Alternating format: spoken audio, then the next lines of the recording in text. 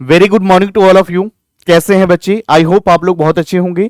और जैसे कि लास्ट क्लास के अंदर हम लोगों ने सीए फाउंडेशन का बिजनेस लॉ के अंदर sales of goods act start कर चुके हैं, जहां पर यूनिट नंबर 1 मैंने ऑलरेडी करा चुका हूं। आई होप कि आप लोगों ने देखा होगा। और कॉन्ट्रैक्ट एक्ट मैंने सारे ही चैप्टर, सारे ही कॉन्सेप्ट मैंने प्लेलिस्ट बना करके मैंने अपलोड करा हुआ है। तो जिन भी बच्चों ने नहीं देखा है पहले तो उसको जाकर के देखें, क्योंकि सेल्स ऑफ गुड्स एक्ट को समझने से पहले आपको इंडियन कॉन्ट्रैक्ट एक्ट अगर बेहतर तरीके से अगर आप समझ लेते हो तो आपके लिए चीजें इजी हो जाती है। तो चलिए आज हम लोग स्टार्ट करेंगे। कंडीशन एंड वारंटीज क्या होता है इसके बारे में हम लोग डिस्कस करेंगे। आइए बच्चे, तो सबसे पहले बिजनेस लॉ की बात करें। चैप्टर नंबर 3 है आपका, जहां per unit number 2 condition and warranties का मतलब क्या होता है, इसको वन शॉट के अंदर हम लोग कवर करने वाले हैं। तो आइए बच्चे, क्या क्या कंटेंट कवर करने वाले हैं इस पूरे चैप्टर के अंदर, उसके बारे में हम लोग एक बार डिस्कस करते हैं, फिर उसके बाद हम लोग आगे बढ़ेंगे। तो आइए सबसे पहले हम लोग बात करेंगे स्टिपुलेशंस एज टू टाइम क्या होता है, उसके बाद कंडीशन एंड वारंटीज क्या होती हैं, दोनों में क्या डिफरेंस है, इंप्लाइड कंडीशन वारंटी क्या होती है, implied terms in a contract क्या होता है, sale by description and sample, जब गुड्स को सेल किया जाता है डिस्क्रिप्शन के थ्रू, सैंपल के थ्रू, तो गुड्स क्या होता है, डॉक्ट्रिन ऑफ केविएट एम्प्टर का मतलब क्या होता है बच्चे, और कन्वर्जन एंड एक्सेप्शंस क्या है, इन सभी के बारे में हम लोग एक एक करके चर्चाएं करेंगे। तो आइए हम लोग एक बार डिस्कस करते हैं बच्चे। यहां पर सबसे पहले अगर हम बात करें यूनिट का इंट्रोडक्शन की बात करें, स्टिपुलेशंस एज टू टाइम, तो बच्चे यहां पर टाइम हमारे लिए क्या है उसके बारे में हम लोग डिस्कस करेंगे।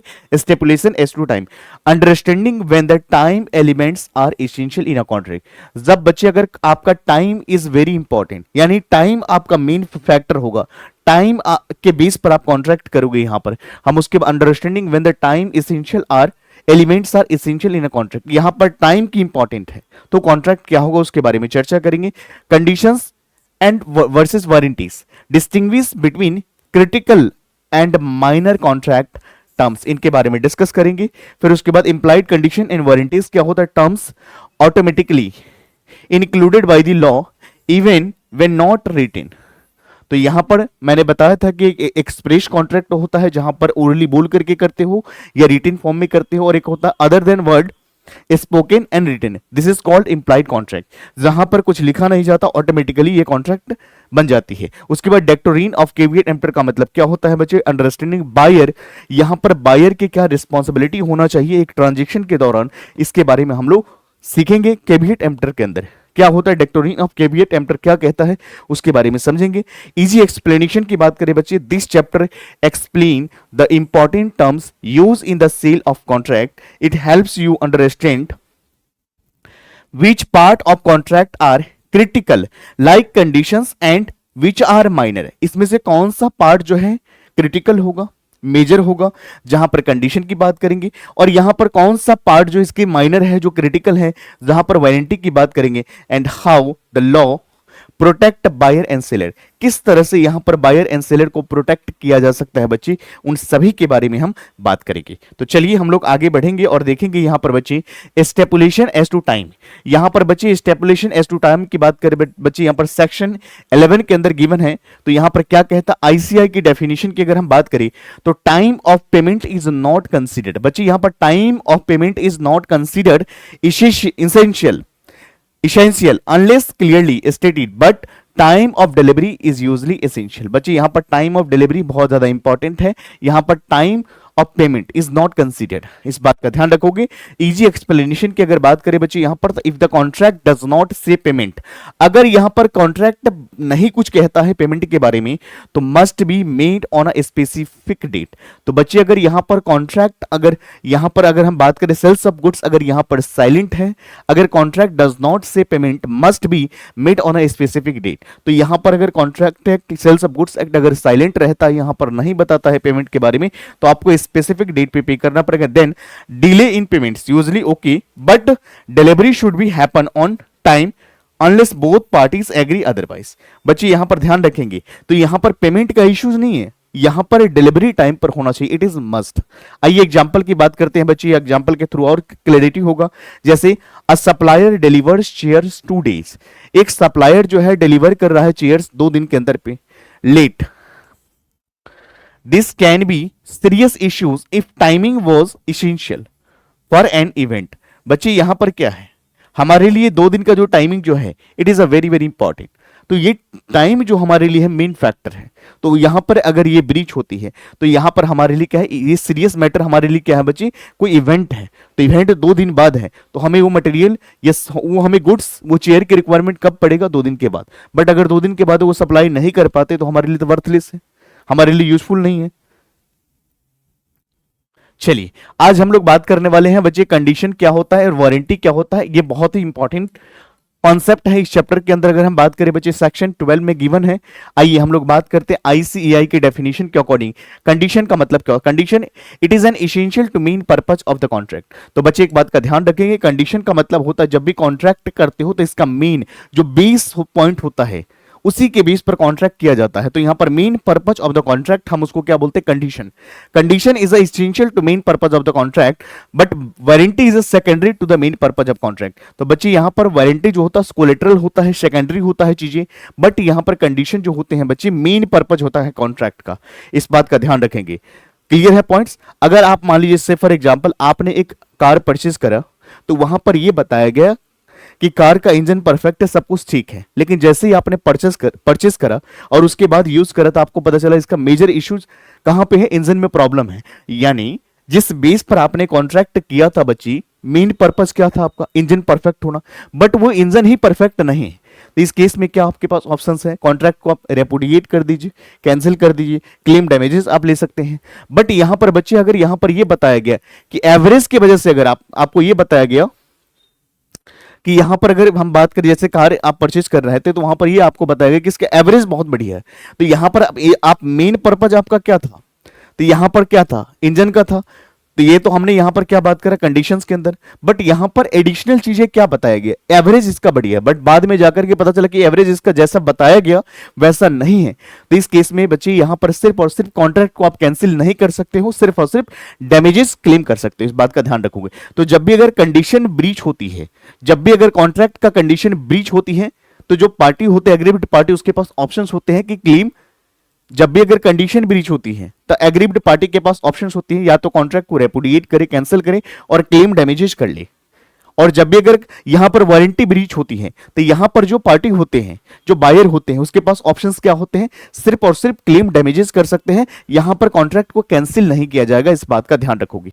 आई होप आपको समझ में आ गया होगा। तो कंडीशन का मतलब it is the essential to main purpose of the contract. जब एक कंडीशन का, जब एक कॉन्ट्रैक्ट का मेन और बेस जो कॉन्ट्रैक्ट है, जो बेस जो है, जो मेन पर्पज है जिसके वजह से आपने कॉन्ट्रैक्ट में एंटर किया, अगर वो ब्रीच होती है तो यहां पर जो पार्टी है, एग्रीड पार्टी या बायर के पास क्या ऑप्शंस होते हैं, कॉन्ट्रैक्ट को कैंसिल करे, रेपुडिएट करे और क्लेम डैमेजेस ले। समझ में आ गया, दोनों चीज ले सकते हैं। बट यहां पर वारंटी जब भी अगर ब्रीच होती है, वारंटी की बात अगर करें बच्चे, इसलिए जब आप कोई चीज परचेस करने जाते हो मार्केट में तो आपको शॉपकीपर या इलेक्ट्रॉनिक के शोरूम वाले जो होते हैं आपको कंडीशन के बारे में नहीं बताते, आपको ये देते हैं कि इतने साल की वारंटी है, मतलब कंडीशन नहीं बताती है। इस बात का ध्यान रखोगे। तो यहां पर वारंटी अगर ब्रीच होती है तो सिर्फ और सिर्फ क्लेम डैमेजेस कर सकते हो, ध्यान रखोगे इस बात का। चलो इजी एक्सप्लेनेशन वे में समझते हैं। Condition is a core promise. बच्चे यहां पर कंडीशन जो है आपका मेन पर्पज है, यानी कॉन्ट्रैक्ट का बेस होता है, जिसके बेस पर आपने कॉन्ट्रैक्ट करा, जिसकी वजह से आपने कॉन्ट्रैक्ट को एंटर करा, अगर वो अगर ब्रीच होती है, वो अगर फुलफिल नहीं होती है तो यहां पर एग्रीड पार्टी यानी बायर के पास ऑप्शन होती है, कॉन्ट्रैक्ट को कैंसिल कर दी, रेपुडिएट कर दी और क्लेम डैमेजेस ली, या दोनों ली। इफ ब्रोकन, अगर बच्चे यहां पर कंडीशन जो है कोर प्रॉमिस है, अगर ये ब्रोकन होती है तो buyer can cancel it the deal. तो बच्चे यहां पर बायर के पास क्या ऑप्शन होता है कि कैंसिल करे। जैसे मैंने कोई कार परचेज करा, मुझे बताया गया कि यहां पर इस कार का जो है इंजन बहुत परफेक्ट है और मैंने इसलिए परचेज किया क्योंकि मुझे पता था कि मुझे यह बताया गया कि इसका इंजन परफेक्ट है। और जैसे ही मैंने परचेज करा, जब उसको मैंने यूज करा तो मुझे पता चला इसका इंजन जो जैसे बताया गया था वैसा एज पर प्रॉमिस नहीं है। तो मेरे पास ऑप्शंस क्या है, मैं कॉन्ट्रैक्ट को, मैं डील को कैंसिल करूंगा या यहां पर मैं क्लेम भी लूंगा। बट अगर वारंटी अगर मेरी ब्रीच होती है तो यहां पर मैं सिर्फ और सिर्फ क्लेम डैमेजेज ही कर पाऊंगा। इस बात का ध्यान रखोगी। तो warranty is a side promise. तो वारंटी क्या है, साइड प्रॉमिस है। अगर ये ब्रोकन होती है तो buyer can only claim compensation. ध्यान रखेंगे, जब भी अगर कंडीशन क्या मेन पर्पज है कॉन्ट्रैक्ट का, बेस है किसी कॉन्ट्रैक्ट का, अगर ये ब्रोकन होती है तो बच्चे बायर कैंसिल कर सकता है डील का। बट अगर यहां वारंटी अगर ब्रीच होती है, वारंटी जो है साइड प्रॉमिस माना जाता है, सेकेंडरी चीजें मानी जाती है, जो अगर ये ब्रीच होती है तो buyer can only claim compensation.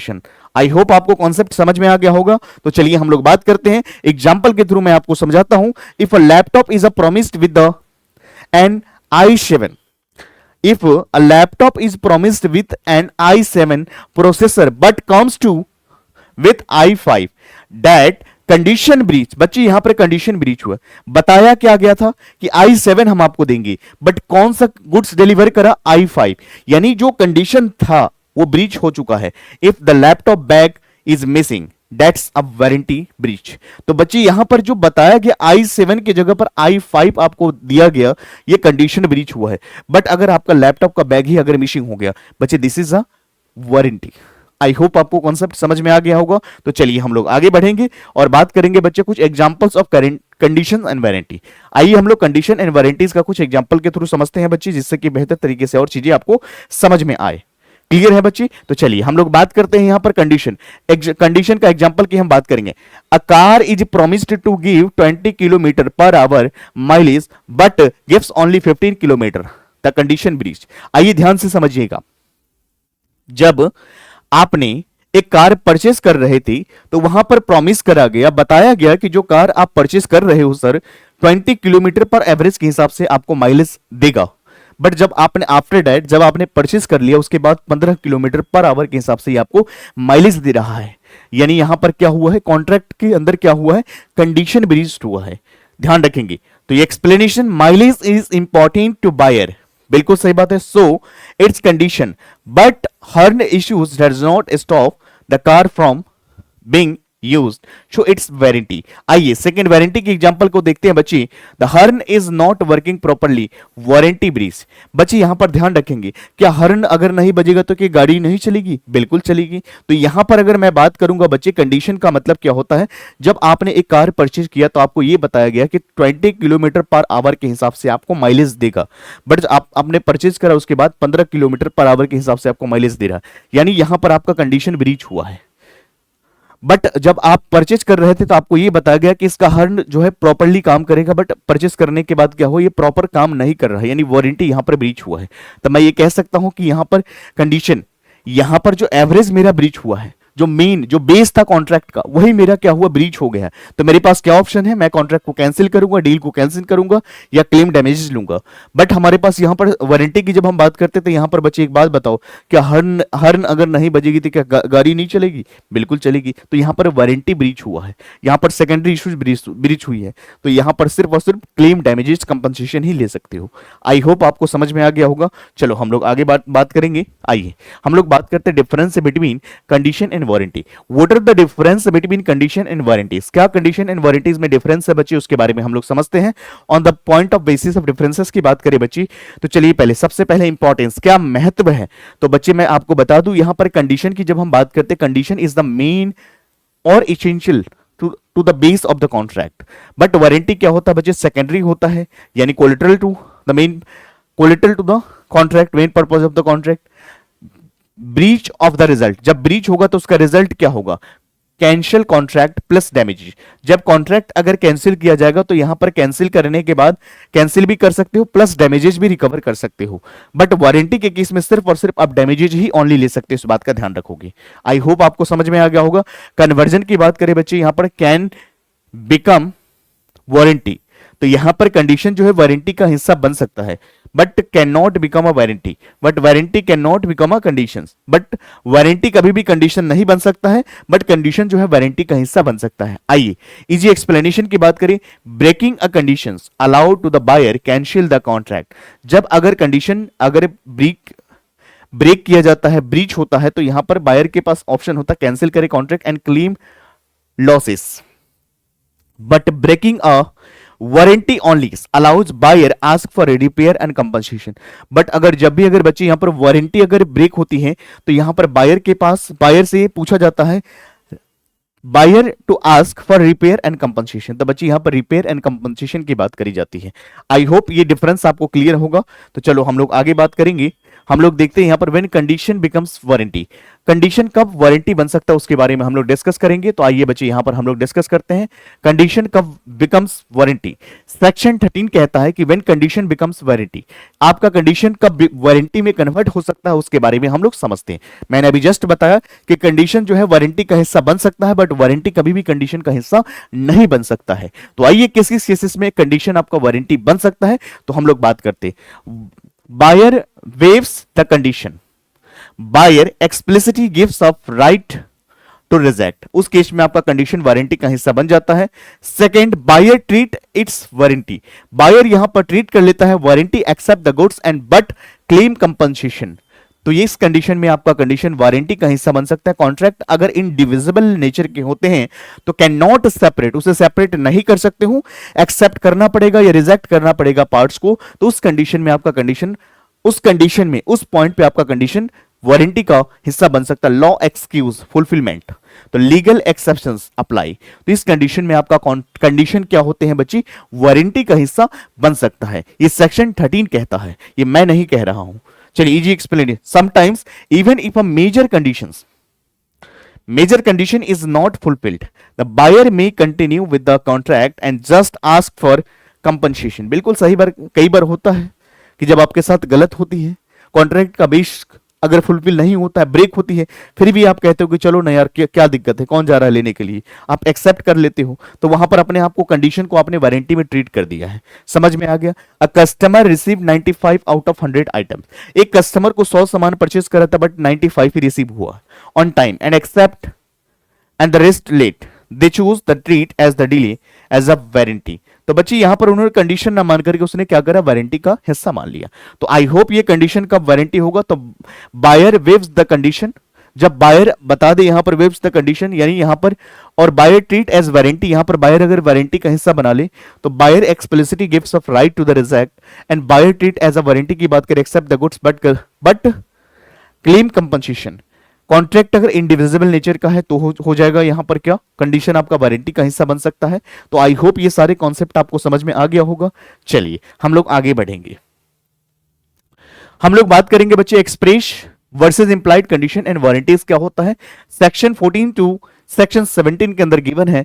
तो आइए हम लोग बात करते हैं क्या एक्सप्रेस कंडीशन होती है और क्या वारंटीज होती है, हम इन सभी के बारे में डिस्कस करेंगे। एक्सप्रेस कंडीशन एंड वारंटीज की बात करें बच्चे, clearly stated in the contract, ये कहां पर मेंशन है, कॉन्ट्रैक्ट के अंदर मेंशन है। इंप्लाइड कंडीशन एंड वारंटीज की बात करें, not stated in but assumed by law. बच्चे ध्यान रखेंगे जब भी express contract, express condition and warranties की बात करते हैं तो एक्सप्रेस कॉन्ट्रैक्ट जो है बोल करके और लिख करके किया जाता है, या तो ओरली करोगे या तो रिटेन फॉर्म में करोगे। But implied condition and warranties जो है प्रिज्यूम्ड बाय लॉ, यहां पर कहीं पर मेंशन नहीं होती है। लीगल प्रोटेक्शन की बात करें, both types are legally enforceable, दोनों के दोनों ही जो क्या है लीगली एनफोर्सेबल है। इजी एक्सप्लेनेशन वे में हम लोग समझते हैं, some promises are written in the contract, others are automatic, like seller must have the right to sell the goods. बिल्कुल सही बात है, तो सेलर के पास ये अधिकार होता है कि गुड्स को सेल करे। चलो हम लोग एग्जांपल को देखते हैं बच्चे। A contract says deliver with in 10 days, बच्चे यहां पर कॉन्ट्रैक्ट कह रहा है कि डिलीवर करना पड़ेगा 10 डेज में। दैट एक्सप्रेस, तो यहां पर it is N express contract but product being genuine is implied term. तो बच्चे यहां पर प्रोडक्ट कैसा होना चाहिए, जेन्युइन होना चाहिए, ये क्या है, इंप्लाइड टर्म्स होना चाहिए। आई होप ये कॉन्सेप्ट आपको समझ में आ गया होगा। तो चलिए हम लोग आगे बढ़ेंगे बच्चे। आइए हम लोग बात करते हैं कुछ इंप्लाइड कंडीशन क्या होता है, उसके बाद हम बारे में हम लोग डिस्कस करते हैं। What do mean by the term implied condition, हम उसके बारे में डिस्कस करते हैं। तो सबसे पहले टाइटल, टाइटल क्या होता है डिस्कस करेंगे। डिस्क्रिप्शन क्या होता है, सैंपल क्या होता है, क्वालिटी और फिटनेस क्या होता है, मर्केंटेबिलिटी क्या होता है, होल्डसमनेस क्या होता है। बच्चे एक एक करके हम लोग सभी चीजों को समझते हैं। तो these are the implied conditions. Number 1, title का मतलब क्या होता है, seller must the true owner.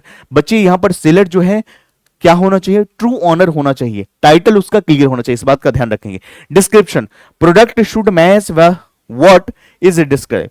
यहां पर जब डिस्क्रिप्शन के थ्रू अगर सामान आप सेल कर रहे हो, गुड्स को अगर सेल कर रहे हो, तो गुड्स कैसा होना चाहिए, एज पर डिस्क्रिप्शन होना चाहिए। जो आपने डिस्क्राइब किया है उससे डिफरेंट नहीं चलेगा, इस बात का ध्यान रखोगे। उसके बाद सैंपल का मतलब क्या होता है, bulk must match the sample shoot. बच्चे जो सैंपल आपने दिखाया है सैंपल से बिल्कुल मैच करते हुए होना चाहिए, इस बात का ध्यान रखोगे। क्वालिटी और फिटनेस की बात करें, सुटेबल फॉर इंटेंडेड पर्पज, यानी क्वालिटी उसकी बेहतरीन होना चाहिए, स्टैंडर्ड होना चाहिए। फिटनेस यानी जिस चीज के लिए जो चीज परचेज किया जा रहा है उस चीज के लिए सुटेबिलिटी होना चाहिए, इस बात का ध्यान रखोगे। मार्केटेबिलिटी की बात करें बच्चे, saleable quality in the market, goods ऐसा होना चाहिए जिसको मार्केट में हम सेल भी कर सके, जिसको हम सेल आउट कर सके, जिससे हम बेच सके मार्केट में, ऐसा कंडीशन मर्चेंटेबिलिटी होना चाहिए। क्वालिटी होल्डसमनेस का मतलब क्या होना चाहिए, सेफ फॉर कंजम्पशन। बच्चे अगर फूड आइटम अगर आप परचेज कर रहे हो तो वो कैसा होना चाहिए, कंज्यूमेबल कंडीशन में होना चाहिए, यानी सेफ कंजम्पशन होना चाहिए, जिसको आप कंज्यूम कर सकते हो, फाइनल कंज्यूम के योग्य होना चाहिए। आइए इजी एक्सप्लेनेशन वे में समझते हैं। Even if not written the law assumed, बच्चे यहां पर लॉ एज्यूम्ड करता है, the product must match in the sample and description we safe to use and sold by the rightful owner. बिल्कुल सही बात है बच्चे, यहां पर कोई जरूरी नहीं है कि बताना पड़ेगा, अगर नहीं बताया जाएगा तो लॉ ऐसा प्रिजम्पशन लेकर के चलता है कि जो गुड्स आप सेल कर रहे हो वो कैसा होना चाहिए, उसका टाइटल क्लियर होना चाहिए, डिस्क्रिप्शन से मैच करते हुए होना चाहिए, सैंपल से मैच करेगा तभी होगा, क्वालिटी और फिटनेस होना चाहिए, मर्चेंटेबिलिटी क्वालिटी होना चाहिए, एंड होलसमनेस होना चाहिए। तो ये सारे पॉइंट्स जो है इंप्लाइड कंडीशन है बच्ची। आई होप आपको समझ में आ गया होगा, ये बताने की जरूरत नहीं है, ये लॉ एज्यूम्ड करके चलता है। आई होप कॉन्सेप्ट समझ में आ गया होगा। तो चलो हम लोग आगे बात करेंगे बच्चे। अब हम लोग बात करते कंडीशन सेल बाय डिस्क्रिप्शन। अभी हम लोगों ने जिन चीजों को समझा है उसको हम लोग एक बार और डिटेल में समझते हैं। आइए, जब हम डिस्क्रिप्शन के थ्रू यहां पर सामान बेचते हैं, कंडीशन की बात करते हैं, सेल बाय डिस्क्रिप्शन। सेक्शन 15 कहता है कि जब आप डिस्क्राइब करके सेल को बेचते हो, गुड्स को बेचते हो, तो आईसीआई का डेफिनेशन क्या कहता है, good must match the description. आपका गुड्स कैसा होना चाहिए, मस्ट मैच, जो आपके डिस्क्रिप्शन से मैच करते हुए होना चाहिए। इजी एक्सप्लेनेशन की बात करें बच्ची, इफ द सेलर डिस्क्राइब्स, अगर यहां पर सेलर डिस्क्राइब करता है product in a certain veg, it must exactly match the description. बच्चे अगर यहां पर सेलर अगर डिस्क्राइब कर दिया product in a certain way, तो यहां पर एग्जैक्टली मैच होना चाहिए डिस्क्रिप्शन से। कंसिक्वेंसेस की बात करें बच्चे, इफ नॉट मैचिंग, अगर मैच नहीं करता, buyer can reject it, buyer यहां पर रिजेक्ट कर देगा बच्चे, इस बात का ध्यान रखोगे। आइए एग्जांपल की बात करते हैं। यू ऑर्डर जावा सुगर, आपने ऑर्डर करा जावा सुगर बट रिसीव हुआ brown sugar, you can refuse to accept it, आप यहां पर मना कर सकते हो एक्सेप्टेंस देने से।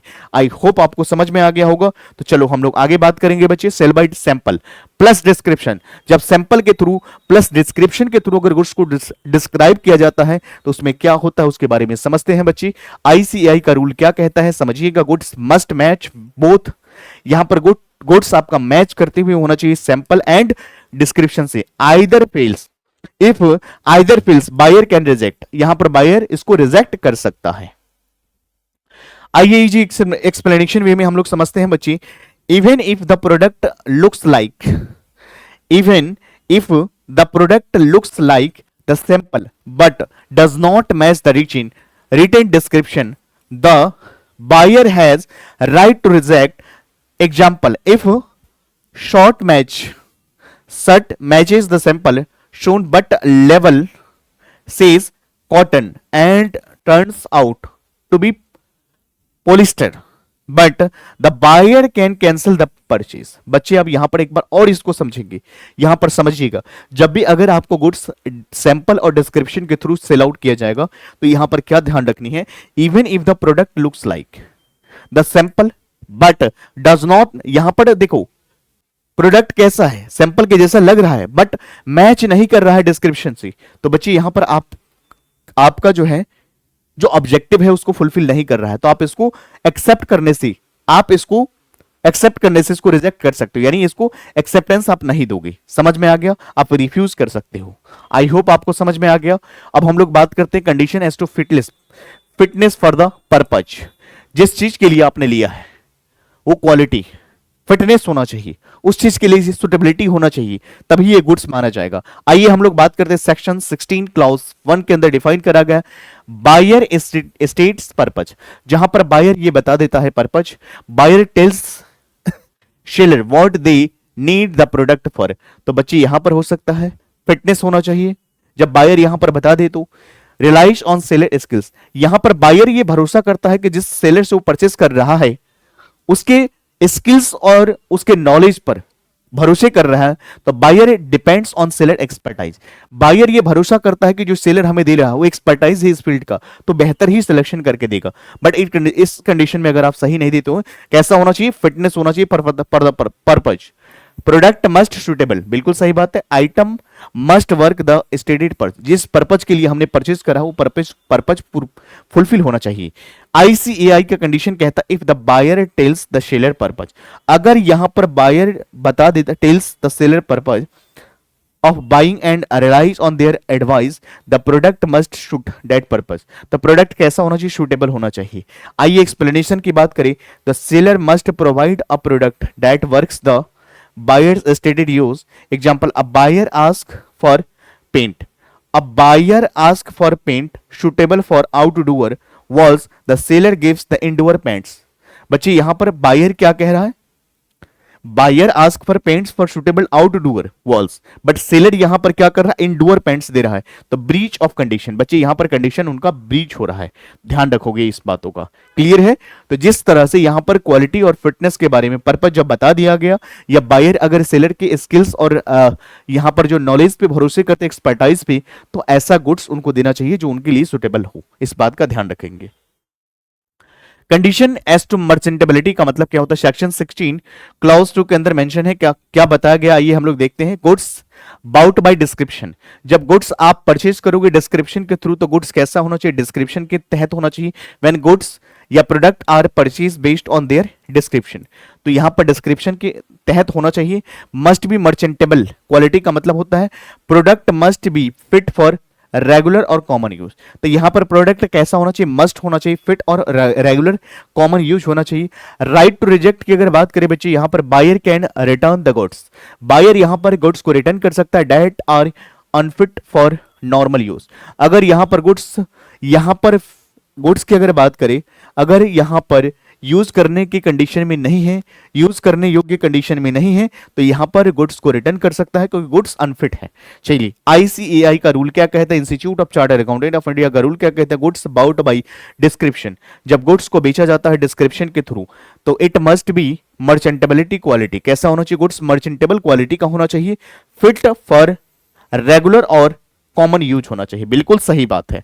आइए ये एक्सप्लेनेशन की बात करें, द गुड्स आर डैमेज्ड, अगर गुड्स डैमेज्ड है, अनफिट है for normal use, buyer can reject them.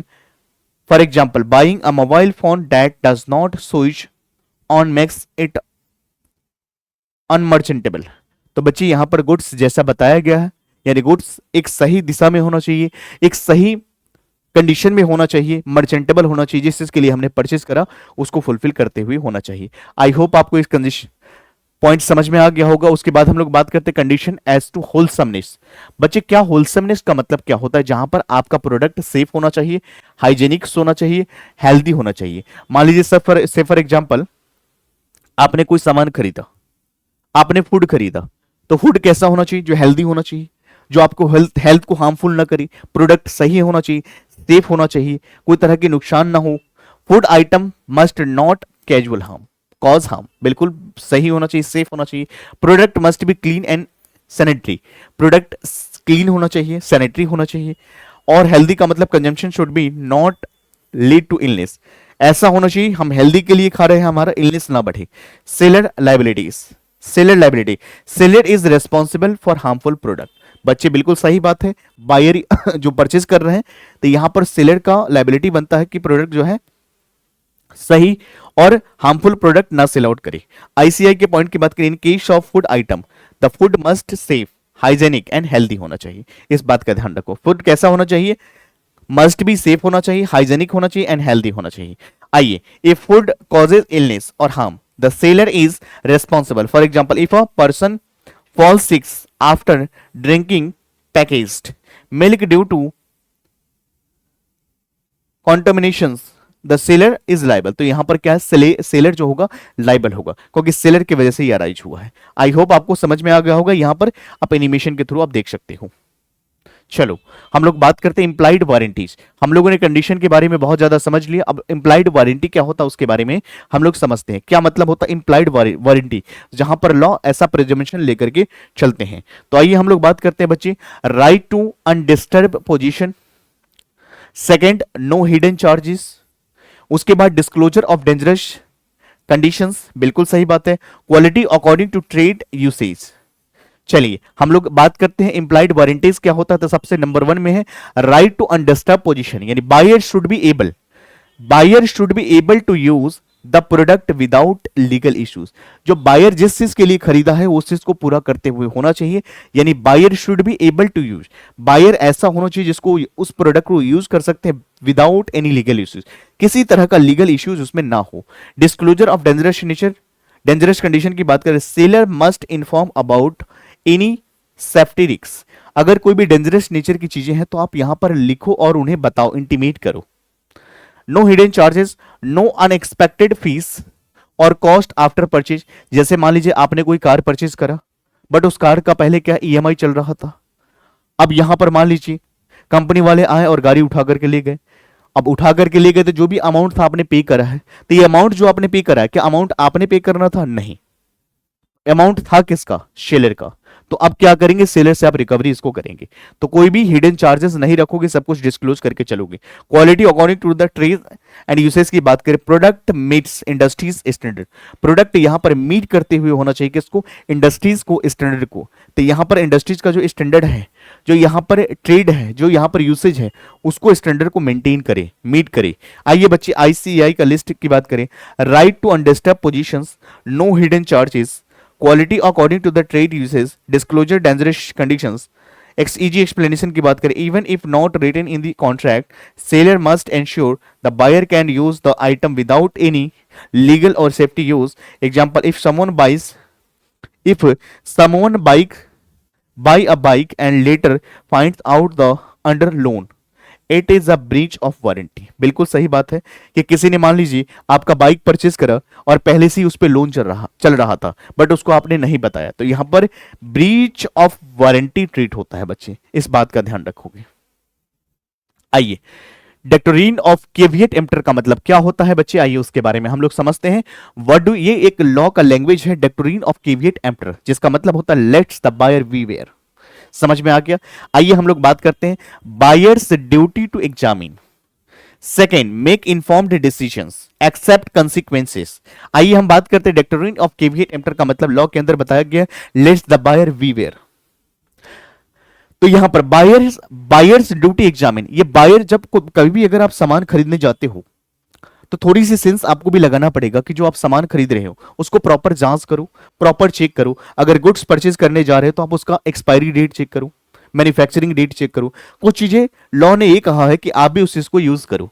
तो buyer's duties examine, responsibility to check the product before buying. कोई भी चीज खरीदने से पहले इतना सेंस आपको भी होना चाहिए कि उसके सारा एक्सपायरी डेट, मैन्युफैक्चरिंग डेट क्या कब का है, ये सारी चीजें आप देखोगे। नहीं देखोगे तो यहां पर क्या बताया गया, let's the buyer be aware, आप अवेयर होकर के काम करो।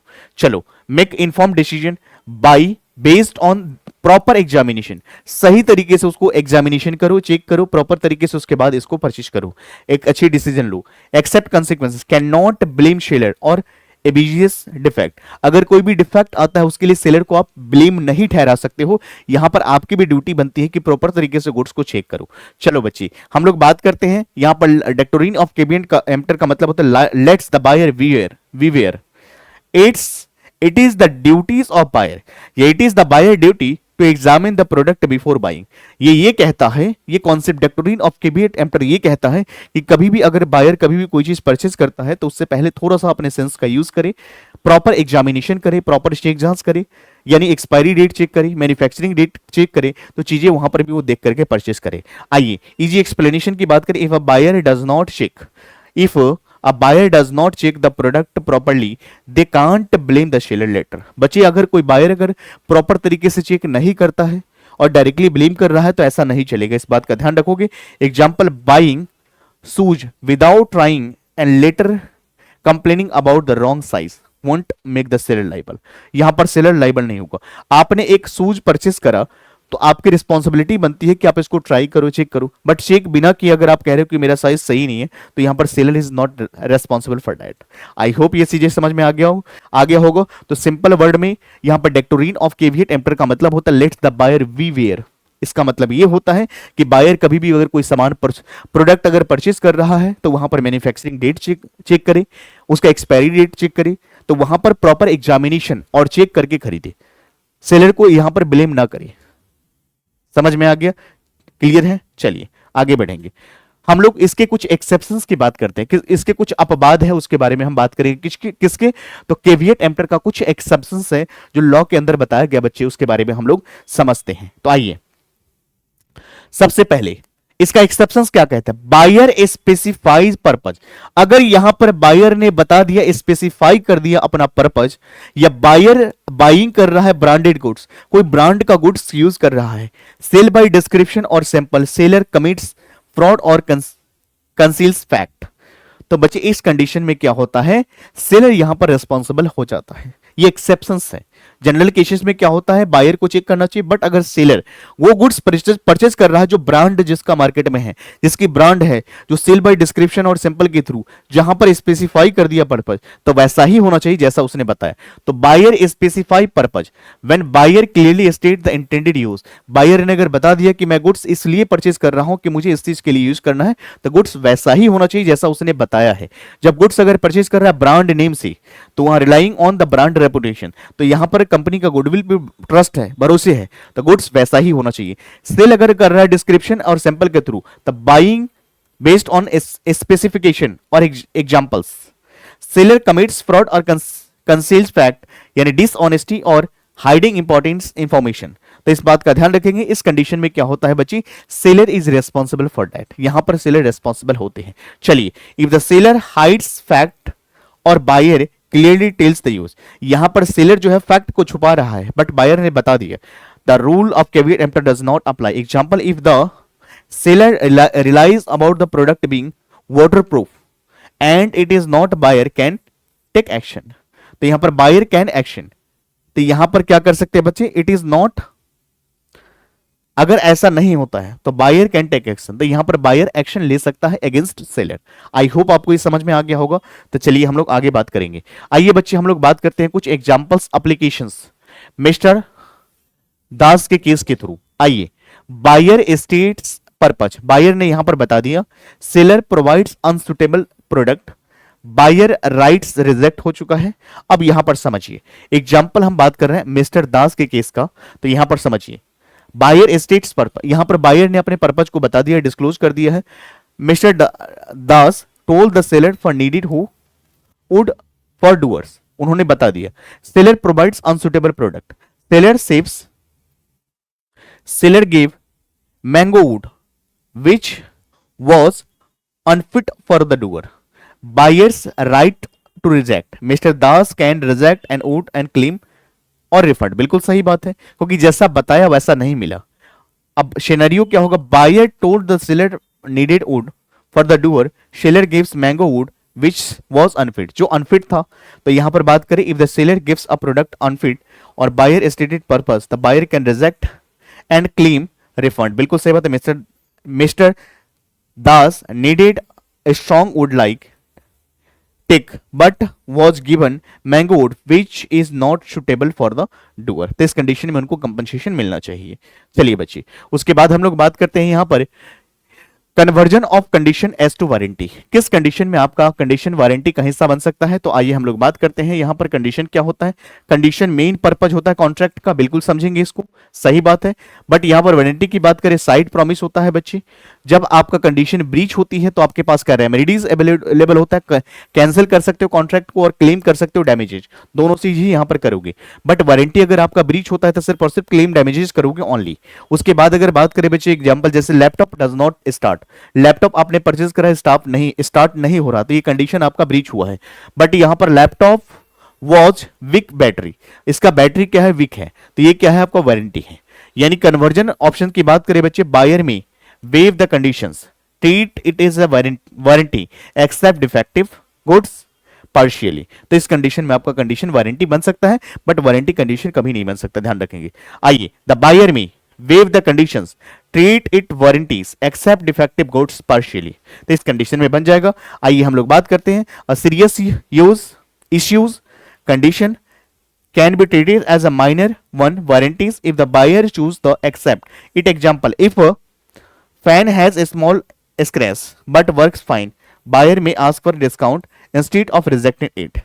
आइए हम लोग बात करते हैं बच्चे आईसीआई का summary condition equal to main purpose of the contract, warranty equal to side promise, breach of the condition, cancel the contract plus damages. बिल्कुल सही बात है, breach of warranty claim damages only, some conditions may be treated as warranties. आइए हम लोग बात करते हैं condition are serious promise breaking them, cancel the deal, warranty is a minor issues only, compensation given. For example, if laptop does not start, condition है buyer can return it, it is a big battery, जब इसका battery भी की अगर हम बात करें बच्चे तो ये क्या है आपका है वारंटी, और यहां पर सिर्फ रिपेयर्स एंड मेंटेनेंस का ही आप खर्चा ले सकते हो।